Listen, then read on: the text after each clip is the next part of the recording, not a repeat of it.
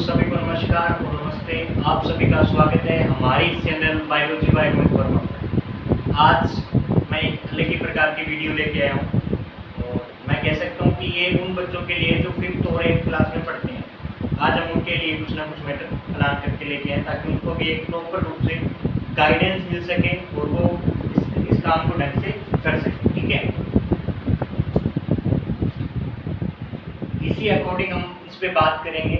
और हमारी जो ये वीडियो है ये जवाहर नवोदय विद्यालय वाले बच्चों के लिए है जिनका हाल फिलहाल में आने वाले 1-2 मंथ में एग्ज़ाम होने वाला है। तो हम उन्हीं के ऊपर बात कर रहे हैं। इसी लेयर में आपको लगातार मतलब कैसे पढ़ना है, क्या पढ़ना है, कितना पढ़ना है, इस पर अभी हम बात करेंगे, लेकिन प्रॉपर रूप से। तो सबसे पहले समझते हैं ध्यान से, जवाहर नवोदय विद्यालय 2026 5th क्लास की बात है।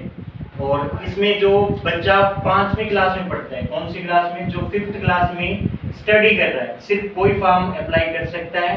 और दूसरी बात कि इसके फॉर्म अप्लाई हो चुके हैं और आज जो वीडियो शूट हो रही है ये 12 अगस्त नहीं है, आज 13 अगस्त को हो रही है। ठीक है, तो इसकी एग्जाम डेट अगर आपको याद रखनी है, जिन बच्चों ने जवाहर नवोदय विद्यालय का एग्जाम फॉर्म अप्लाई किया है उनकी एग्जाम डेट आ चुकी है, उनको अपना विशेष ध्यान रखना है। 28 नवंबर 2026 को इनका एग्ज़ाम होगा। ठीक है, 28 नवंबर 2026 को एग्ज़ाम की लास्ट डेट, अगर एग्ज़ाम फॉर्म की 10 तारीख लास्ट थी। और करेक्शन विंडो मतलब अगर आपके फॉर्म में कोई ना कोई दिक्कत है या कोई किसी भी प्रकार से कोई मिस्टेक हो गई है तो आप 11-12 अगस्त को करवा सकते थे, लेकिन अब वो विंडो क्लोज हो गई है। अब हम बात करते हैं कि जिन बच्चों ने फॉर्म को, जिन भी सीरियस बच्चे थे उन्होंने, मेरे को लगता है, इस फॉर्म को अप्लाई किया होगा। और जिन्होंने अप्लाई किया था हम उन्हीं की बात करेंगे कि उनको आप आगे क्या करना है, उनके पास ज़्यादा टाइम नहीं है। देखो, अगर हम बात करें सिलेबस की, तो सिलेबस में सबसे पहले आपको याद रखना, आपको जो टाइमिंग मिलेगी वो मिलेगी 2 घंटे की। कितने की टाइमिंग? 2 घंटे को। जो आपका पेपर होगा वो कैसा होगा? ऑफलाइन होगा, मतलब पेपर, मतलब आपको पेपर मिलेगा और उसी पे आपको करने होंगे। इसमें क्या क्या सिलेबस रहेगा और इस बार जो नया सिलेबस ऐड हुआ है उसकी भी हम बात करेंगे, उसको कैसे तैयार करना है इसके ऊपर भी हम धीरे धीरे क्लासेस वीडियोस आपको मिलती रहेंगी। देखो, सबसे पहले हम बात करते हैं मेंटल एबिलिटी टेस्ट जो हर साल आता है, मतलब मानसिक योग्यता, या हम शॉर्ट भाषा में समझें इसे रीजनिंग कहा जाता है। क्या कहा जाता है? रीजनिंग। अगर मेंटल एबिलिटी टेस्ट के बारे में बात करें तो इसमें 20 क्वेश्चन पहले नहीं आते थे, पहले आते थे हमारे पास 40 क्वेश्चन, लेकिन इसको कम करके इसके कर दिए 20 क्वेश्चन। इसके साथ ही अब जो नया ऐड हुआ है वो है पर्यावरण अध्ययन, जिसे हम क्या कहते हैं? EVS कहते हैं, इन्वायरमेंटल स्टडी कहते हैं। इसके टोटल कितने क्वेश्चन ऐड हुए हैं? हम कहेंगे सर 20 क्वेश्चन ऐड हुए हैं।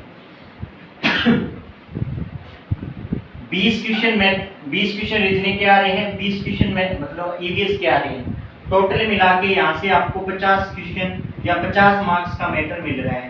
टोटल कितने, मैं बात करूँ, क्वेश्चन आएंगे 40 और 40 से आपको कितना मिलेगा? 50। यानी कि एक जो प्रश्न होगा वो होगा 1.25 मार्क्स का। ठीक है, तो 40 के हिसाब से कितने होंगे? 50 मार्क्स होंगे। दूसरा जो सब्जेक्ट रहेगा वो रहेगा मैथ्स। मैथ्स की अगर बात करें तो इसके 20 क्वेश्चन आते हैं 25 मार्क्स के अकॉर्डिंग, मतलब आपको 20 क्वेश्चन मिलेंगे और 25 मार्क्स आपको लाने होंगे और 25 मार्क्स के होंगे, कहने का मतलब। उसके बाद में लैंग्वेज टेस्ट आता है। अगर इनमें से लैंग्वेज टेस्ट की बात करें तो हिंदी और इंग्लिश में से आपको एक सब्जेक्ट सिलेक्ट करना होता है। अगर आपने हिंदी सिलेक्ट किया तो हिंदी के आपको 20 क्वेश्चन मिलेंगे। अगर आपने इंग्लिश को सिलेक्ट किया तो आपको इंग्लिश के 20 क्वेश्चन मिलेंगे और 20 क्वेश्चन आपको 25 मार्क्स से मिलेंगे।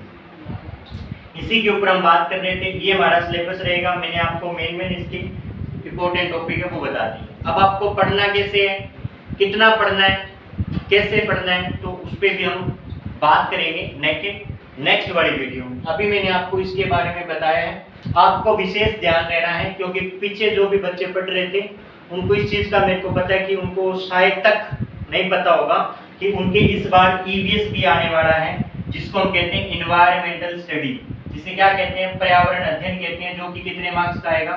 टोटल हम कहेंगे सर 50 मार्क्स का आएगा। तो आपको इसका वेट नहीं करना है। आपके पास, मैं अगर बात करूँ टाइमिंग, एग्जाम की जो डेट है वो 28 नवंबर है और आज हमारे पास, अगर हम बात करें तो 13 अगस्त हो चुकी है, मतलब आपको ये वीडियो या क्लास मिलेगी 14 अगस्त को। ठीक है, 14 अगस्त को छोड़ दो, अगर एक दिन की आपको छुट्टी भी माने 15 अगस्त मान सकते हैं। ठीक है, 15 अगस्त से लेके अगस्त के बाद में सितंबर आएगा, और सितंबर के बाद में हम कहेंगे सर अक्टूबर आएगा, और अक्टूबर के बाद में नवंबर आएगा। ठीक है, तो हम मोटा मोटा मान के चलते हैं। हमने कहा सर 15 दिन हमारे पास ये हो गए, और 30 दिन हम इसको मानते हैं, 30 दिन इसको मानते हैं। टोटल कितने हो गए? तो हमने कहा सर 75 दिन हो गए हमारे पास। टोटल हो गए 75 दिन। कितने दिन हो गए? 75 दिन। तो 75 दिनों में आपको मैथ्स भी कवर करना है, ईवीएस भी पढ़ना है, रीजनिंग भी सोल्व करनी है, और लैंग्वेज टेस्ट को भी ध्यान में रखना है। डेली आपको कितना घंटा पढ़ना है? तो मान के चलना 5 से 6 घंटे आपको पढ़ने हैं, तब जाके इसका सिलेक्शन होगा किसमें? नवोदय के अंदर। ठीक है, और इसके ऊपर सिलेबस कैसे कवर करना है, मैथ्स की क्लासें कहाँ पे मिलेगी?